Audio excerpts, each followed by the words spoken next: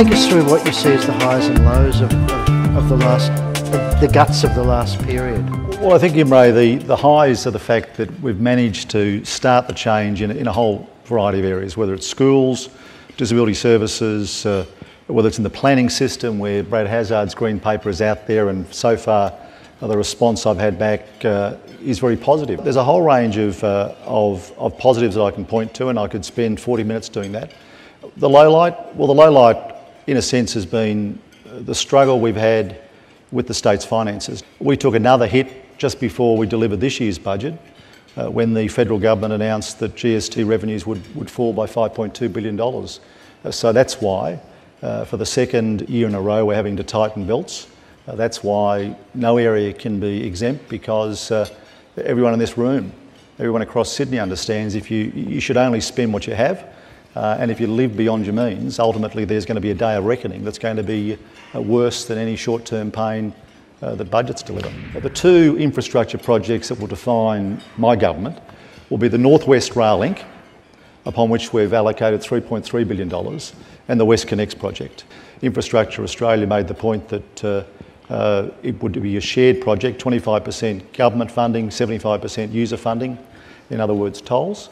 And I was delighted 10 days ago to stand with Tony Abbott out there on the M5 and have a future coalition government commit to $1.5 billion to the project. That means tolls will be lesser than they would otherwise have been. One of the things we came to office endeavouring to do is to re-engage with our region of the world.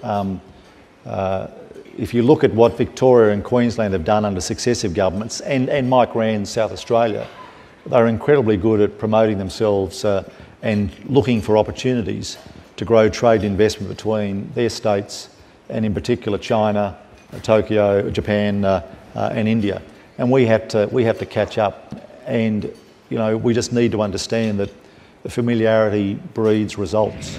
To cut to the quick, I think people across the state and frankly across the nation have made up their mind. They want an election, and when that election occurs, the predictable thing is going to happen, which is Labor will lose and Tony Abbott will win. What I'm interested in is what damage a federal government, which is clearly in election mode, can do to either my state, the nation, or the national economy, which is so important for New South Wales. Can I say to this audience that Cabinet does not consider the next election. We took a conscious decision at our first meeting to make medium and long-term decisions that would benefit the state.